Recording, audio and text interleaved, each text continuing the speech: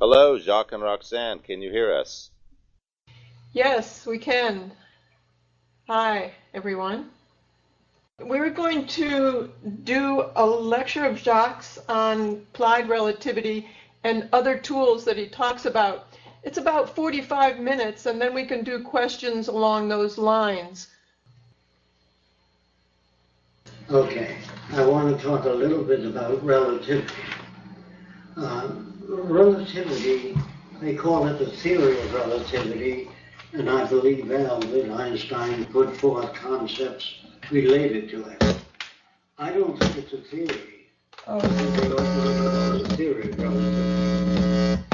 Excuse me, I'm going to set up a different pair of speakers so it'd be easier to hear, so I'm going to probably just take a couple minutes. Relativity, they call it the theory of relativity, and I believe Albert Einstein put forth concepts related to it. I don't think it's a theory. I think they ought not to call it a theory of relativity. I think that the theory of evolution is another word with theory. It seems that when anthropologists dig into the back history of civilization and they find embedded in rocks prehistoric remains of trees and other things, they all changed. The palm trees of 1 million years ago were different than the palm trees today. So evolution means that things change. Whether they evolve or not from the lower animals, how they do that is not understood. So you can say, well, we don't understand exactly how it works, but things do change. So, like I said, the trees of 3 million years ago are not like the trees of today, because the climate was different. So when people say, I don't believe in evolution, there's evidence to show that things change. Even palm trees or any kind of plant undergoes change. So you can say, hey, here's a concept of change. But a theory means somebody's idea about something that may or may not be. We find that all things change, including children. As they're growing up, they change. Automobiles change. Production methods change. Civilization undergoes change. So I want to say this. My first real exposure to relativity was in California many, many years ago when I went to visit Palomar Telescope. Now the Palomar Telescope is a big building that rotates with the telescope aimed at any star. The whole top rotates, the whole dome, not the floor. They rotate that because the opening of the telescope sticking out has to be turned. And they demonstrated relativity there. They pressed a button and the thing started to turn. Since that whole thing was turning, you thought the platform was turning that you were standing on, because more motion was in the big thing, so we assumed the platform we were standing on is turning. And he said, that's a good demonstration of relativity. The astronomer who was in charge of that. And it helped. Then, when you apply relativity into human systems, if you're used to France, you're brought up in France, everybody has a glass of wine. If you come to this country, everything seems strange to you because the customs are different. And relative to your background, you think, well, maybe that's the right way and the other way is the wrong way. You go to other countries and you see different customs, you say, give me the good old USA. And when they come to this country, you say, give me good old Alaska. You know what I mean? Because they're brought up with a different concept. Now, if you could look at a dog, if a dog looks at a giraffe, or if a mouse looks at a dog, he says it's enormous. If a mouse could talk. And when a giraffe looks at a dog, he says it's very little.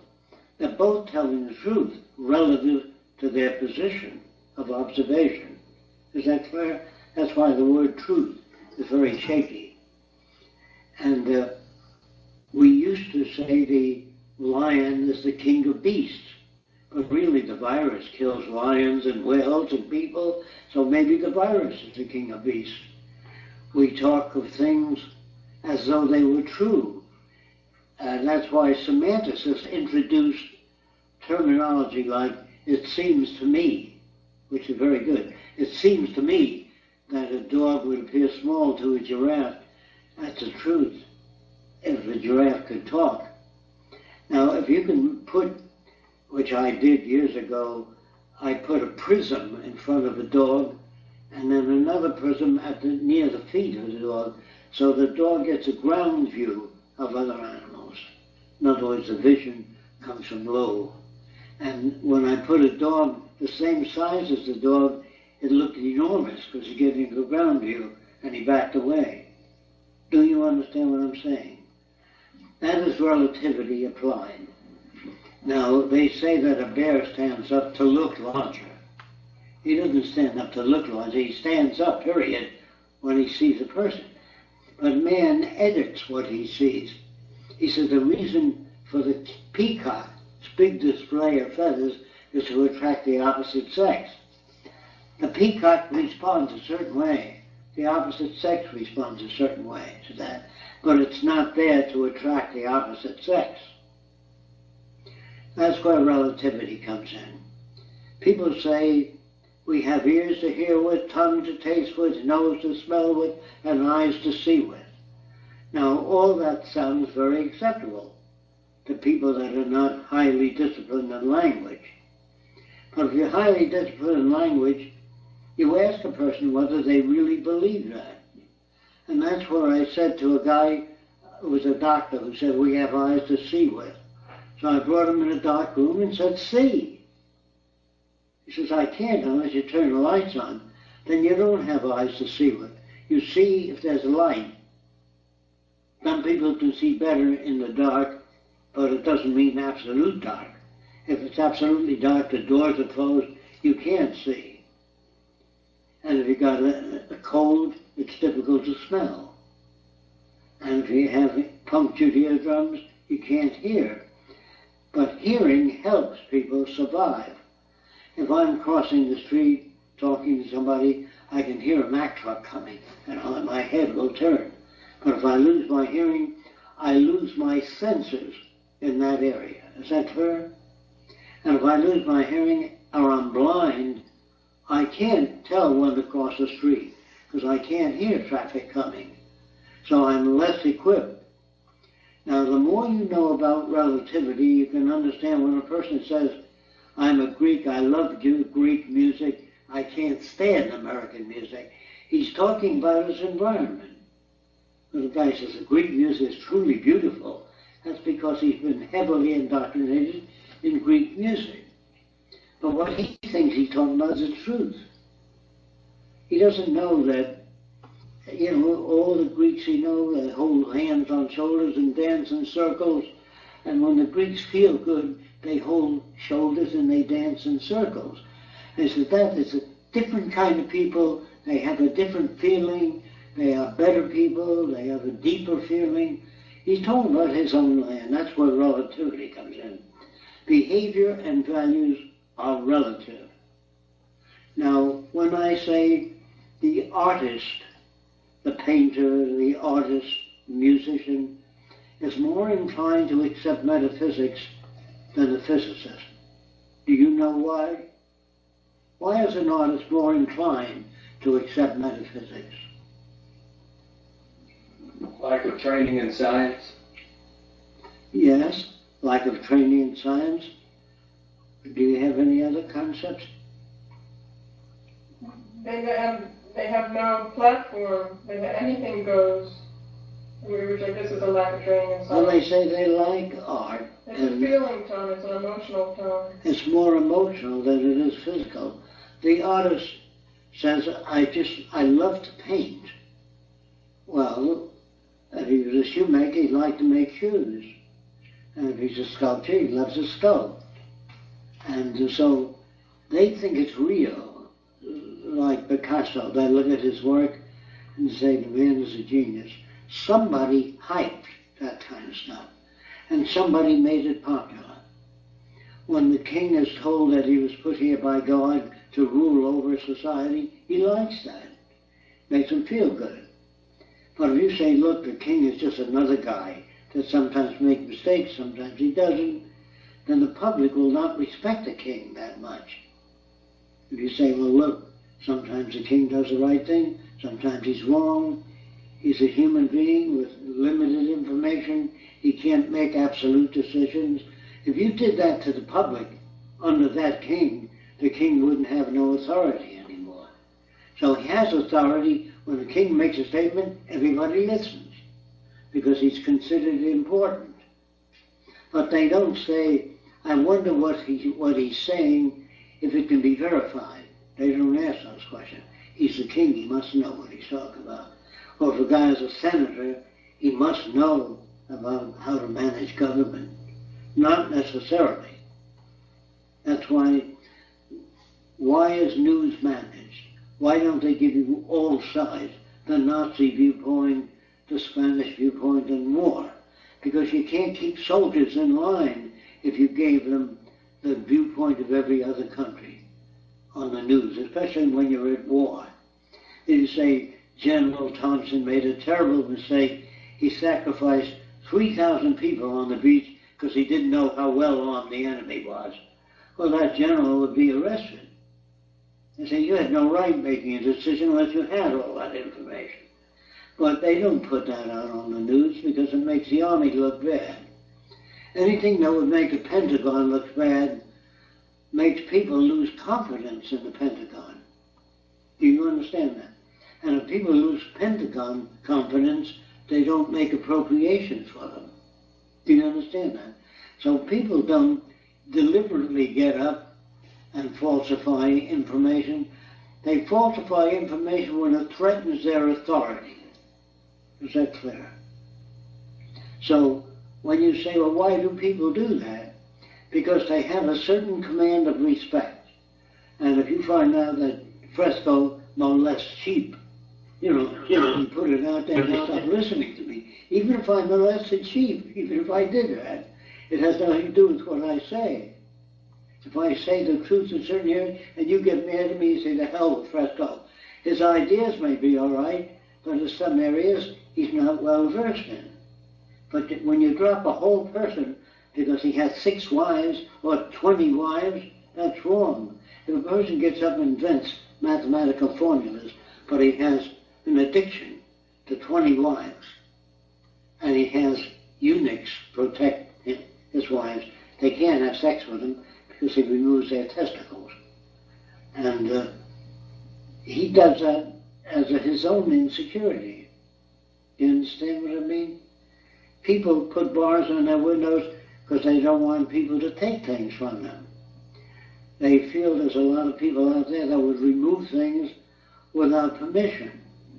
But when you hire people and they work for you, you determine the salary. They can't go out on, they can stop work and walk out and say, we're not working for you anymore unless we get $10 a week rather than $5 a week. So the unions became a method of forcing the owner of the plant to make a decision in favor of the workers. Is that good or bad? Has nothing to do with good or bad. Has to do with income. And the more income the working people have, the more secure they feel. So if you're pro-labor, you're pro-labor. But if you own a factory, it's hard to be pro-labor and make a lot of money. Do you understand that? The Republicans are mostly industrialists. And therefore, their viewpoint is to support industry. They really believe that industry makes jobs. They really believe if you have a lot of help and they get minimum wage, they can maintain the competitive edge. If the people go out on strike and they're making $10 a week, then I'll make $20 a week, he loses global competitive edge. So he said, the unions are killing us. He's right. And the unions say, we don't earn, he makes $3 million a year, we make, $10,000 a year. And so they're right, and the boss is right. They're all right when you use the word right and wrong. Now, the point is, If unions win out all over the country and they raise the standard of living, we will lose the competitive edge. Do you understand that? But if you start fighting, well, I'm pro-labor, I'm pro-this or that, you're talking about your own group. And relative to what you're doing, you are right. But if you want the world to be a different place, a better place, you have to design things so there's no kingpin. You know what I mean by that? No privileged group. If you set aside the engineers and make them a privileged group, you can teach kids that engineering has a closer approximation of reality than metaphysics. Because you can take metaphysical predictions, the earth is coming to an end, and then you take scientific predictions, man will never fly. You'll find that the metaphysical predictions are not as accurate. Although scientists make mistakes too, but they make many less than metaphysicians. And they say, what about intuition? When a person feels that something's going to happen, and it happens. Well, sometimes people do grasp the right thing. But I don't remember any metaphysicians warning the New York Times that an airplane's going to fly into the building. These intuitive people. I never remember reading in a newspaper that Johnson said the Japanese are going to attack Pearl Harbor December 7th. I never remember that. Where are all these psychics that can see the future? You can say it's probable that Japan might attack Pearl Harbor, but the Army believed if they passed Wake Island, we'd know about it. But if they go around it, we wouldn't know about it. Do you know what I mean? So the Army tries to figure out what the enemy might do. How good is intelligence? How much real information do they have? And how much is speculation? So when a guy says, in the future everybody will have an airplane. Well, if things go on the way they are and they don't earn enough money to buy an airplane, and he could say, if we change our social institutions and make airplanes available to everybody at no cost, the probability is higher. But if the majority of people say, we like things the way they are, don't change them, then no one knows there'll never come a day when everybody will have their own airplane. They can only have it in a resource-based economy. And they don't own it. It's there for their use. You go down to the airport and you check out a plane. And that's the way the Army works. An Army officer, say it's going to California. He calls up the New Jersey Air Force Base. And he says, I'm leaving at 8 in the morning for California. And he gets there at 8 in the morning and the plane's sitting there with the prop going. The mechanic got it all ready. Then when he lands in California, he doesn't have to wheel it in the hangar. He just gets out and goes about it. They wheel it in the hangar and they keep it in A1 condition. He doesn't have to worry about that. The Army doesn't have to worry about whether the war tank works or not. There's a group of people assigned to keep that war tank working. There's a group of people assigned to keep the cannons working on a war tank. So all he does is the tank operator. He gets in and everything is working for him. But he doesn't hope it'll work. He knows there are a group of people who are assigned by the Army to do that. The butcher knows that the scale is a thing people go by. When you order 3 pounds of ham, he keeps cutting it, putting it on the scale. When it hits 3, he stops. People like that better than the judgment of people. I think this is 3 pounds.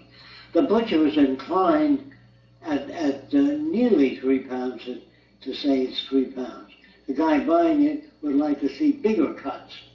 You know, so the scale makes the decisions today. I would like to see, instead of Fresco making any decisions, all the stuff tested and put on some kind of a scale. Because if Roxanne leaves me, I'd be sad, and my decisions might be distorted. You know what I mean?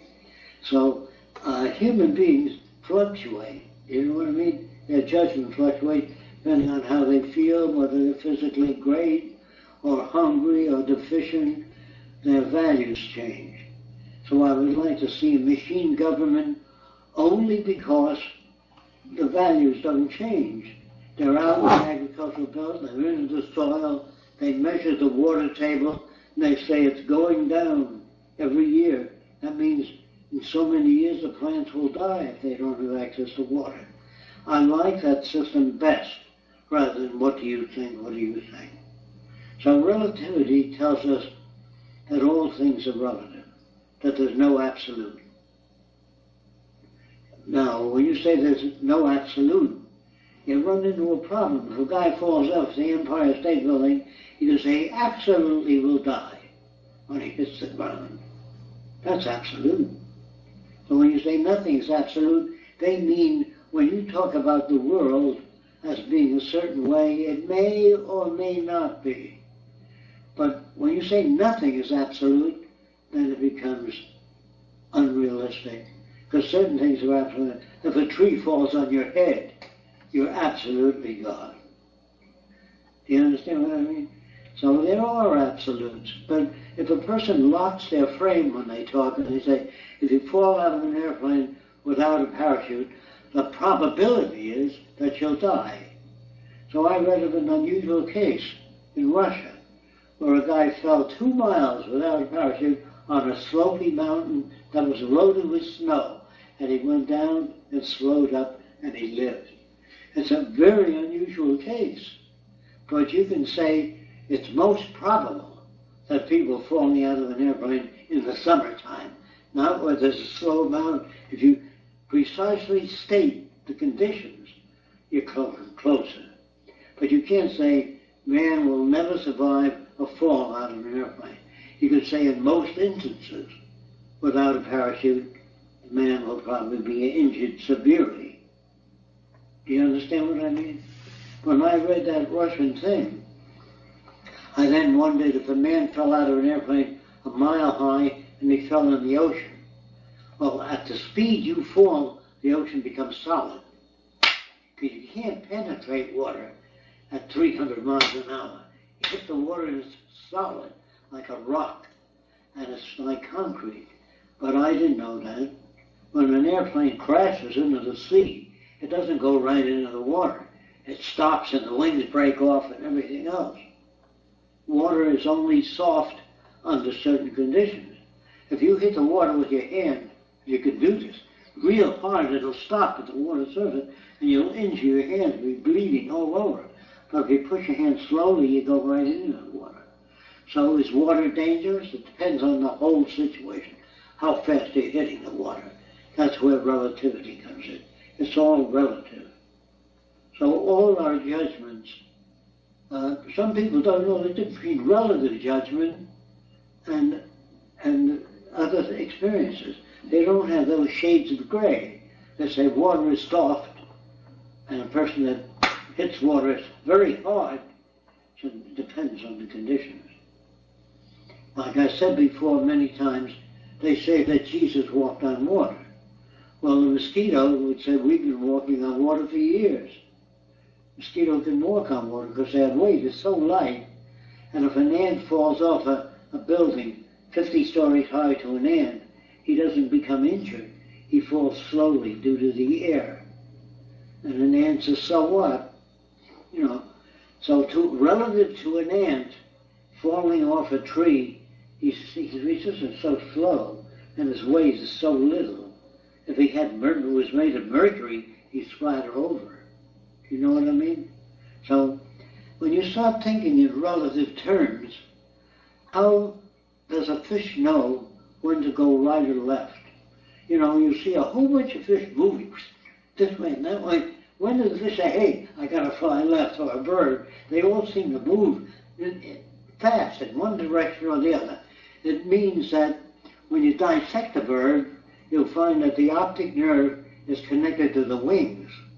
So when another bird is here, the optic nerve twists the wings. So fish are the same way. They see a fish move, and the optic nerve of the fish is connected to the fins and rudder. They don't say, hey, I gotta go left. Hey, I gotta go right. That's intellect. Now, no human can do that, keep up with mosquitoes. You know that they chase each other. when the hell do you say, hey, he went well? By the time you say that, he's made 400 moves. How can an insect do that? They say some insects only live 3 days, but they may see things faster, meaning a ball in motion to you is, but to an insect, they can see it in detail because they see more per second than we do. Proof that they move their wings super fast, but a little insect flying has to move his wings. The smaller the insect, the faster the movement.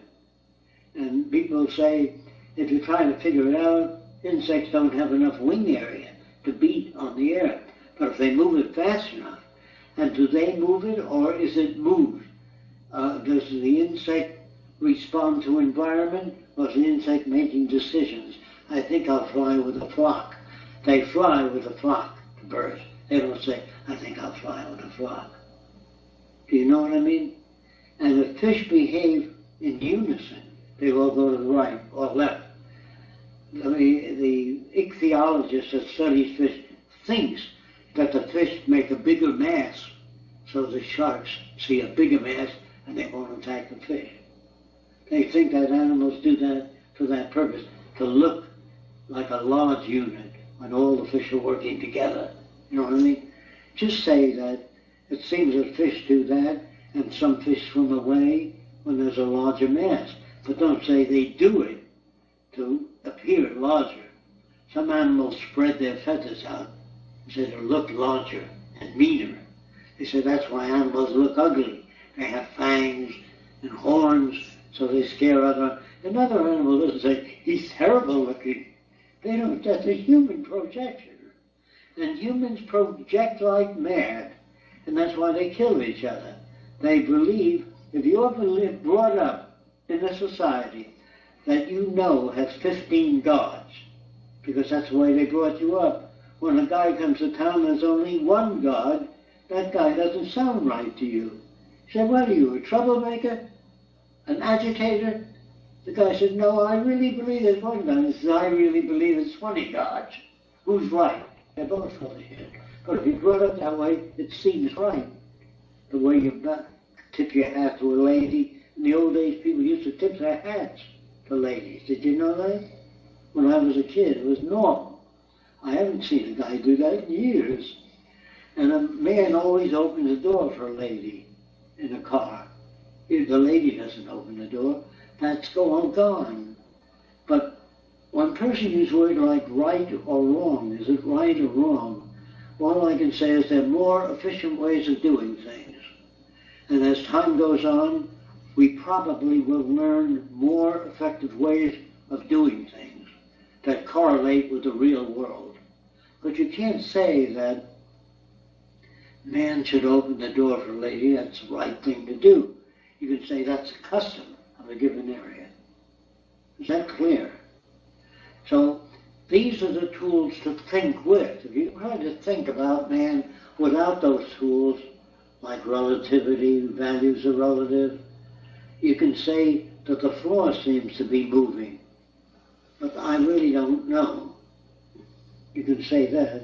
You can say that when airplanes used to fly 40 miles an hour, they were the fastest thing on earth.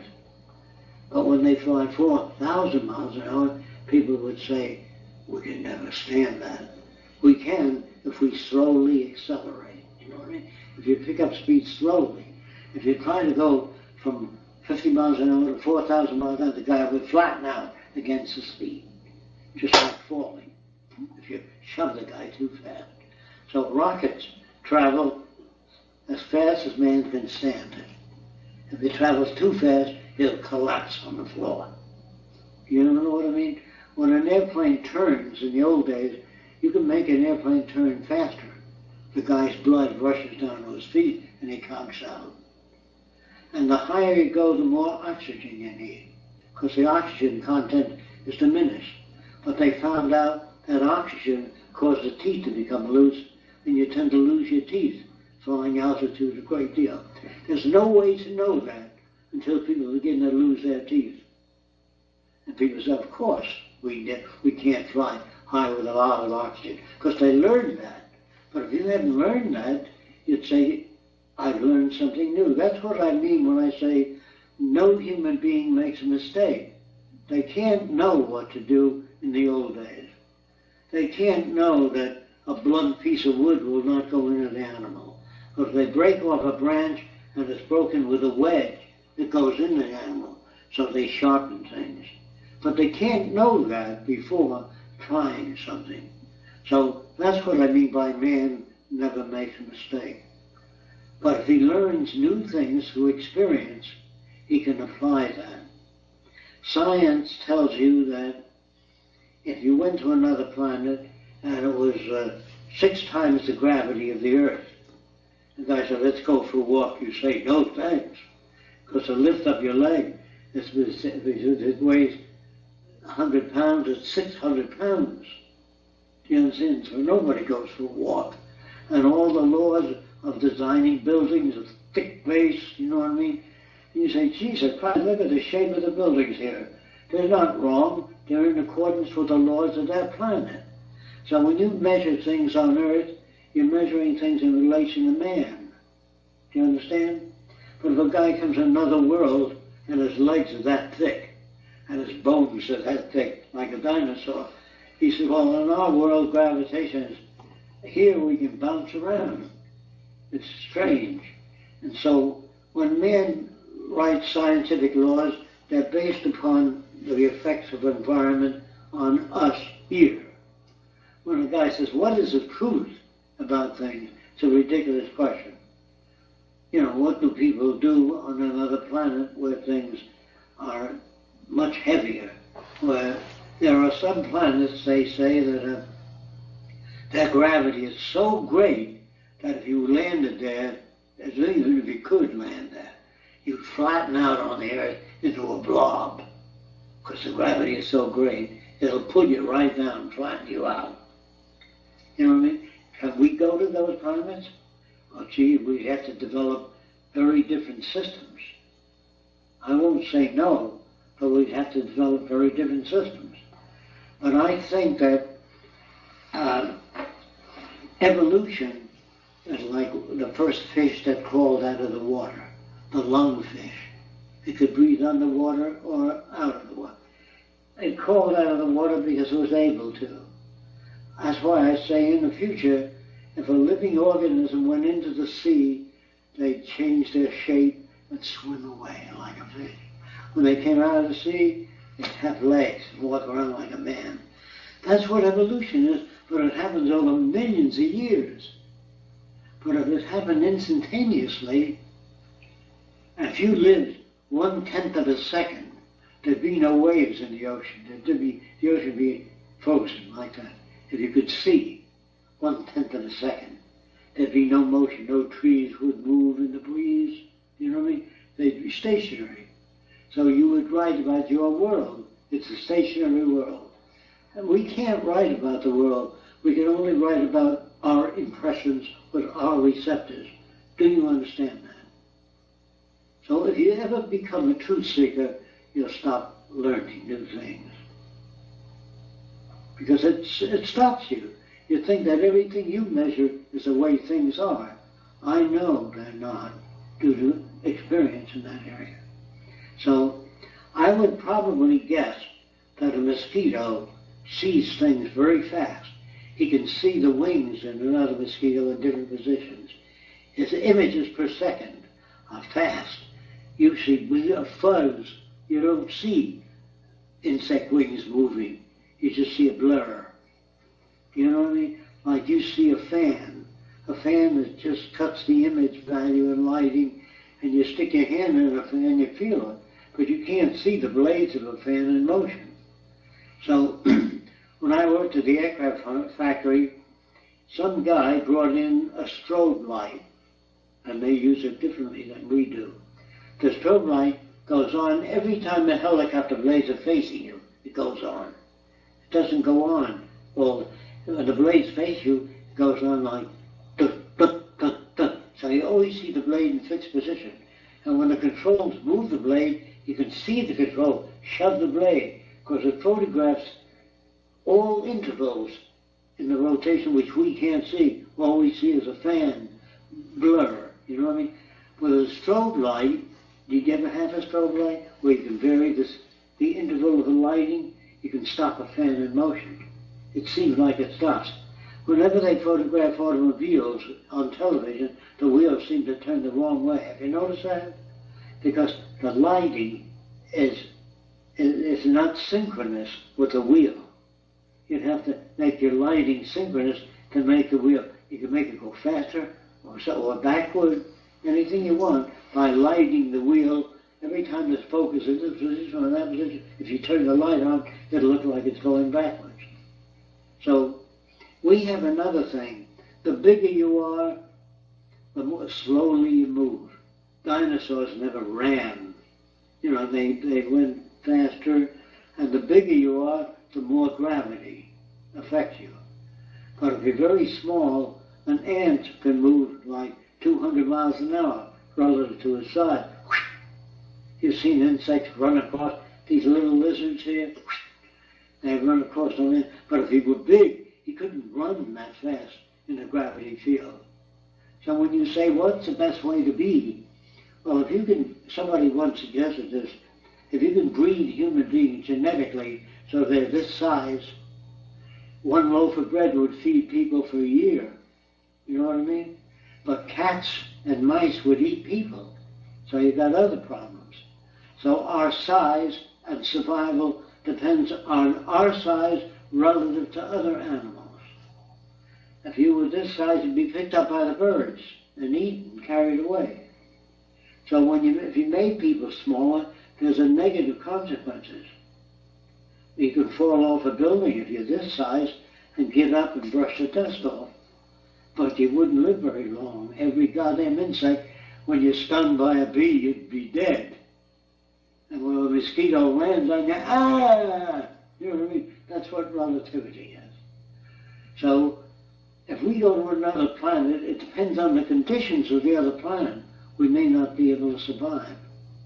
So we have to send a probe out there to measure the gravity, the oxygen content, and after studying that, we say there's not enough oxygen for the average person to live here. Well, gravity will not accommodate to our tires and our space vehicles. Do you understand what I'm talking about? So normal people brought up in an environment feel that's the way it really is. It is because they were brought up here. So when a guy says, you know what, I'd like to study how the world really is, they can't do that. You can only study it relative to yourself. You know what that means? I wanted you to know precisely that relativity works and it's a tool to think with. That's all. This is the application of relativity, that all things are relative. You can't know exactly the way things work. You can only know what you can receive. There's a gadget that scientists use to see if there's electromagnetic field here. It's a timer. They also have a gadget they lower from an airplane. It's like a big disc with an electric current going around the circle. There's a lot of iron under the land that slows up the electric current. So instead of going around geologically looking for iron, the airplane drops this down and it flies over the earth and it tells you where the iron is. Do you understand? By a current moving around in a coil. And it's called a magnetometer. That's how they know whether. In the old days, they used to dig down, find metal, say, this is a good place for it. Nowadays, with a prism, a certain type of prism, arranged a certain way, if you aim it at a star, it tells us no oxygen on that star, no nitrogen, no water. The prism, the color bands, tell you what there is on that planet. It was discovered accidentally. When the Germans made airplanes that were lighter and stronger, they didn't know what it was made of. So they'd heat the metal so it's bright, white hot, and run it through a prism. They get a color band. And the color band says 2% magnesium, 1% carbon, cobalt. You know what I mean? It's called spectral analysis. So we can turn a spectrum on anything today. And if we heat it so it's white hot, we can tell what it contains. That's how they know there's no air on the moon before they ever went there. But normal people, how do they know there's no air on the moon? They've never been there. There are other ways, but they don't know about spectroscopes. You know, spectral analysis. A lot of people don't know about those things, so how the hell do they know? My opinion is just as good as theirs. They don't look into it and say, how do they know? They speculate, you know what I mean? And so that's why we have so much trouble with people, because they do not have a common way of seeking information. You say, well, if you ask me, I think my opinion is just as good as yours. Good. So people feel they want to feel equal to you. You say, that's your opinion. Now I'm going to give you mine. See? So they think one opinion is as good as another. And that's valid amongst people that don't know how to check things out. They should say, I wonder how they know there's no water on the moon. But wondering that, they don't go to their computer and say, how do people know that? I don't know if your computer will handle that, but your computer will tell you every phase of metals with a memory. If you put in metals with a memory, or you put in materials with a memory, you'll get more than metals with a memory. If you put in what is memory, you know what I mean? Well, that's another question altogether. We don't ask those questions because we're not brought up to ask such questions. We're brought up, if you get money, you can buy anything, a Rolls Royce or a big house with 40 rooms. So most aims are for money, not scientific instruments. And you wonder why do people only think of making money? Because they can buy any car, any house, pay off people, you know what I mean? Money is a symbol, and it can get you anything you want. But if you study chemistry, you might learn about chemicals, but you can't afford to live in a nice house. That's why people are money-oriented. Not because they're bad or greedy, because money gives them what they want, and without it they can't have what they want. Is that real clear? It's rewarding to people. Now, if helping people is rewarding you instead of money, that's different. But you'll be abused by it. You'll have to drive a car that breaks down because you don't have the money to buy a car that doesn't break down. A brand new Mercedes will last longer than the average car, but you can't afford that. And if you use magnetic braking, it'll last longer, but you can't afford it. But people with money said, what's the best braking? I'll take two. You know what I mean? And how do I make my house fireproof? You do this, you do that, see? And they can afford it. Without money, you're pissed on by people. Sleeping in the street, you're broke. Everybody says, the guy's a bum. I met what they call bums that were so well read that they didn't want any part of the system. They lived in poverty. I think I told you about the guy in Haiti with a shirt made of nothing but patches. I couldn't tell which is the real shirt because he had so many patches. And he was well informed in semantics, but the shirt he wore looked like a guy put a hand grenade in it and blew it up. There were holes all over it and torn, and he still buttoned it up because that's all he had. But he loved to read, and he was very well informed, but in what he read, but he was pissed on by everybody. And I talked to him for hours. He was bright as hell, but he couldn't identify with being part of the world. You know, so they were considered bums. And I considered politicians bums. And people that design bombers, bums. Do you understand? And the people that made the atom bombs, dangerous. Because they gave it to people that were not wise enough to use them. They couldn't take that into account. But they loved the challenge of solving the problem. But they don't, even the Bible says, cast ye not pearl before swine. You know what that means? If you give a pig a pearl, it doesn't say, gee, that's great, thank you. If you give an atom bomb to an undeveloped country, they'll blast the hell out of people they disagree with. and they'll poison the earth. They don't care about that. They're not wise enough to use it. That's what casting not pearl before swine means to me. Don't give people atom bombs.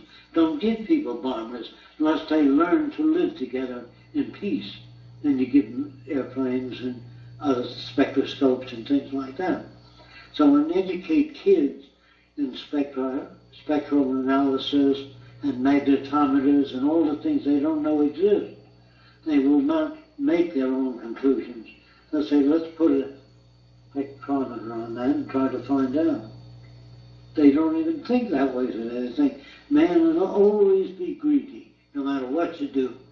You can say that man has always been greedy due to scarcity or fear of loss. A man can have $1 million and still steal because he wants to secure his position. He wants to make damn sure, even if the banks fail, he has money buried under the mattress or under the ground in the trunk in the backyard, you know.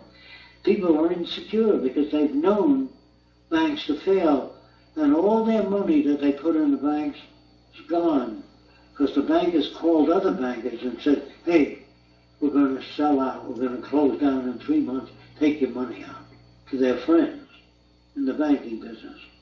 They did that first, so there was nothing left.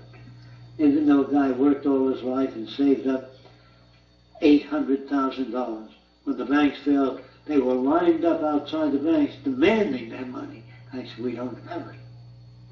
And they killed themselves, the people, because they felt they'd let their families down. So the people that don't put money in the banks, they have a locker in banks where you can put cash. And you get to no interest. But that can't be touched by the banks. They can't invest it. But that became a form of security. But if you put $1 million in the bank, if you did that, and you get interest, you get about $50,000 a year interest. So you don't have to worry about anything. You can live $50,000 a year as long as your million stays there. And that puts it on the back of other people. Yes. So can I ask a question about relativity, please? Sure.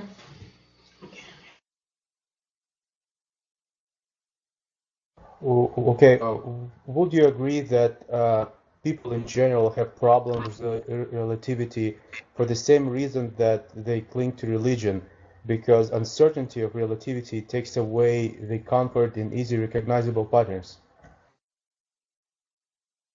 Could you repeat just the end of that question? Didn't hear that. Would you agree that people have problem with that because uncertainty of relativity takes away the comfort in easy recognizable patterns?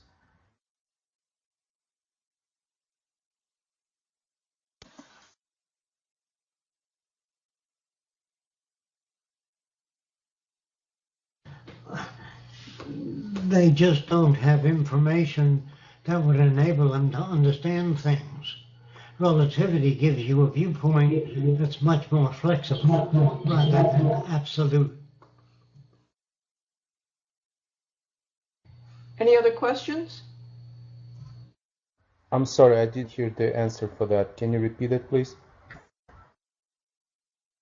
Oh, I was saying that all that relativity does, it gives you a point of view. It gives you a point of view that is broad and not absolute. You'll know that people talk in terms of their own perception of things. Relativity tells you about other types of perception, and it makes you less judgmental. It gives you a broader concept, and you know where the person's coming from if they don't have this broad point of view. Okay, thank you very much. They don't know any better. They don't have information that can enable them to understand. Thank you, Mr. Fresco. Thank you.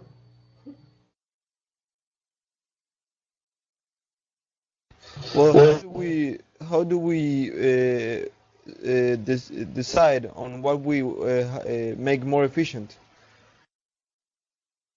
You have to be able to test the system. In order to do that, you have to be schooled in the methods of testing things.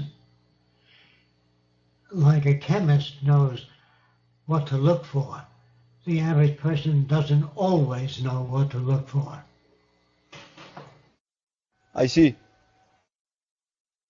Hi, Jacques and Roxanne. We had a question in the chat. It was part of the Russian group. They were wondering about the title of the documentary that's coming out, and they just wanted more detail if it has any religious connotations. And I answered them and said, no, it doesn't have religious connotations, but could you please expand on why you chose the title for the documentary? No, it doesn't. The way man is moving now, he's moving toward destruction of the environment or possibly nuclear war. And it seems that if he has more information about the nature of the world and people, we can build a beautiful world or we can destroy what we've got. I don't think there's anything in between. The direction that man is taking now is toward destruction. I don't know where that noise is coming from, but it didn't have any religious connotations at all. None. Yeah. Well, I have a question, but it's like kind of off topic about this, and it's some people tell me that in a resource-based economy, the scientific method dictating what you have to eat, or what you have to wear, and what you have to do anything, it will be like totalitarianism.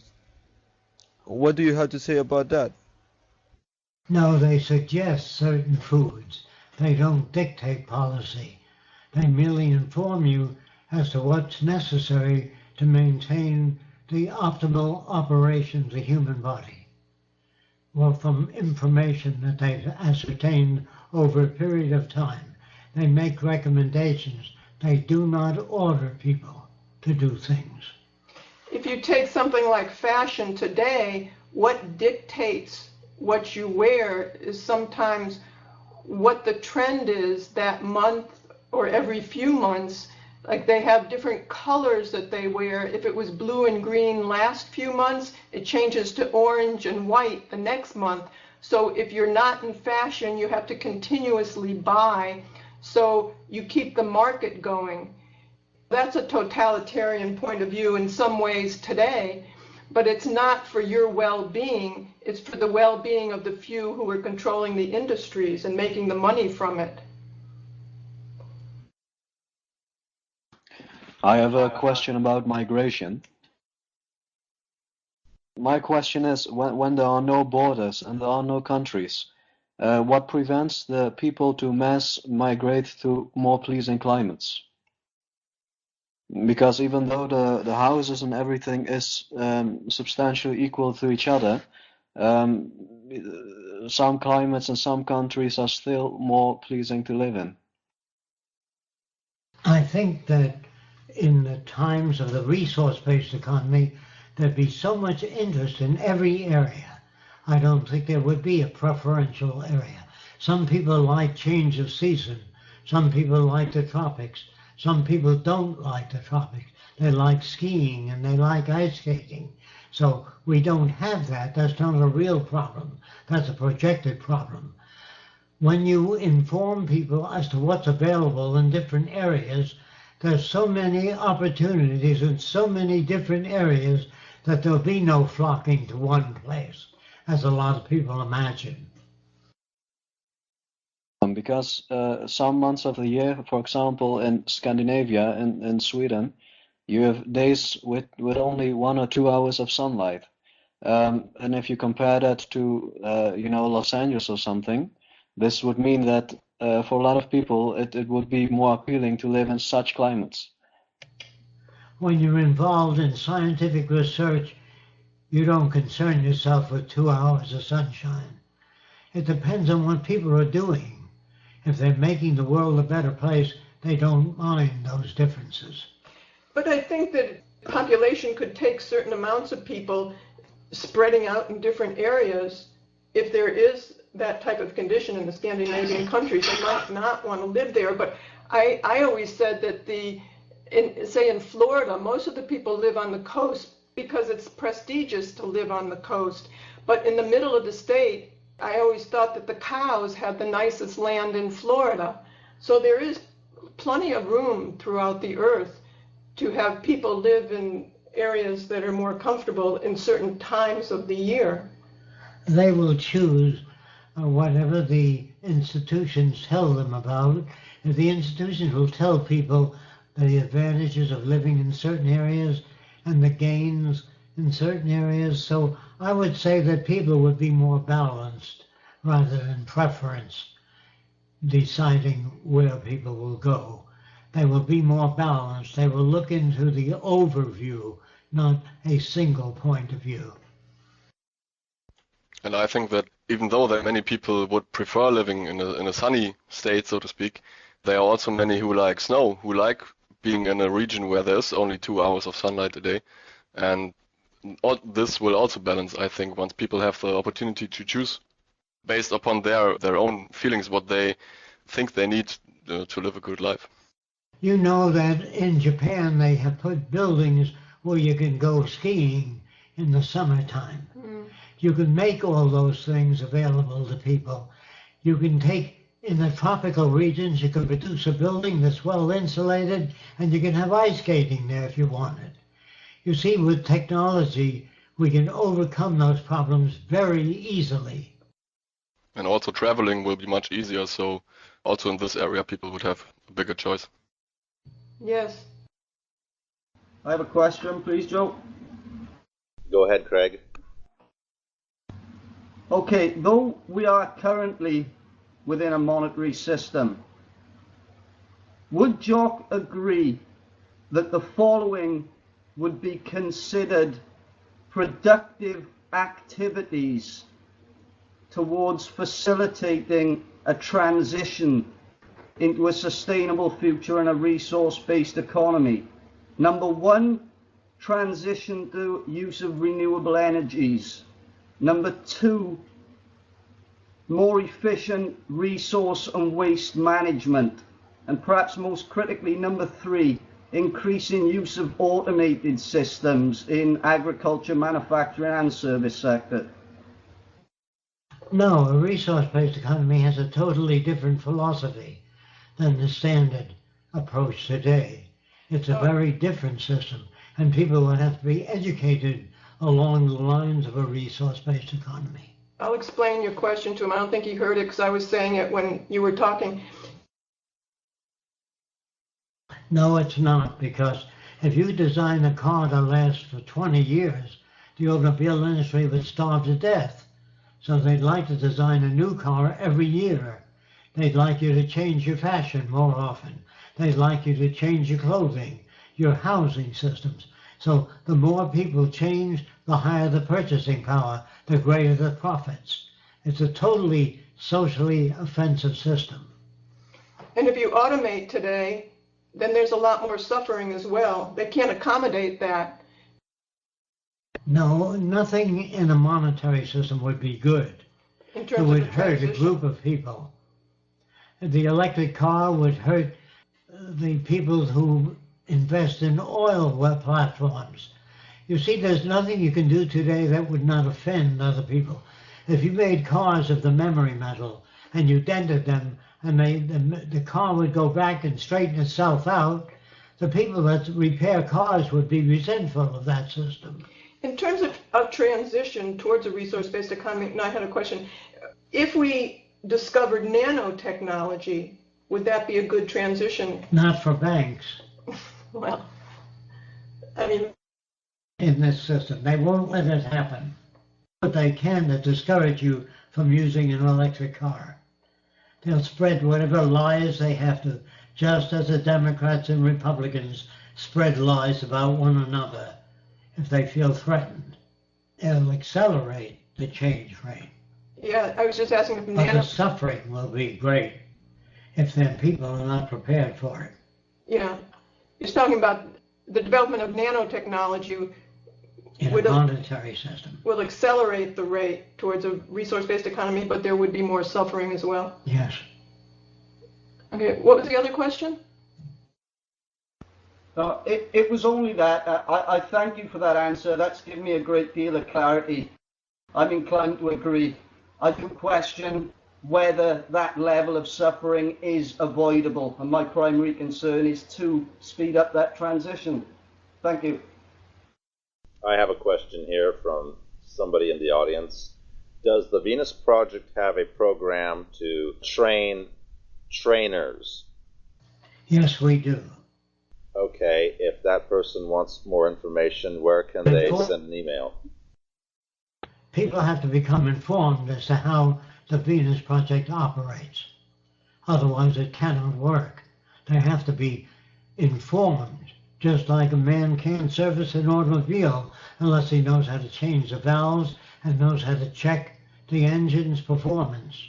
That's what all this is about. That's what the books and the videos are about that we're doing. That's what the documentary is about. All that's helpful. Informing people.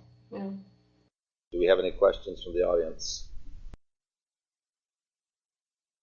It was related to the topic of relativity. I would like to get the opinion on a mathematical formula, because I try to see it from this point of view. It would be like Z as the number of all measurable events. It's running high time Sm plus C, and C is the add-up of new methods of measurement, and so we could describe relativity on a mathematical way, like this on a chat. It cannot be done. If you like a frame of reference when you're talking about it, you can talk about relativistic viewpoints, but you cannot set a mathematical formula for relativity. Jacques, there's a TED talk I've heard about. I haven't gotten anything or heard anything from the fellow audience here. Could you provide us with more information on this, such as how long you'll have to speak? Are you talking about the TED talk? There's a... Yes. Yeah. Jacques they wanted 5 to 7 minutes, at the most 10 minutes, of video that we're going to do. In fact, we still have to do it today.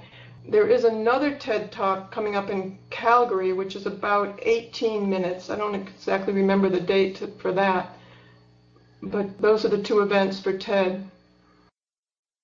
Very difficult to talk about a whole new social design and a new value system in 5 to 10 minutes.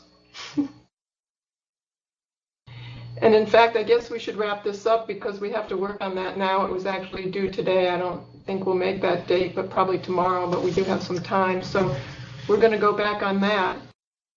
Appreciate all of you coming and listening, and hopefully we'll be in touch next Sunday as well. Yes, thank you very much for the opportunity. Thanks, Jacques and Roxanne, for answering our questions today and for the lecture. Everybody, be sure to join us again next week, Sunday, March 4th, 2012, here on the official TVP server. Thanks again. Bye-bye. Thank you, Jeff.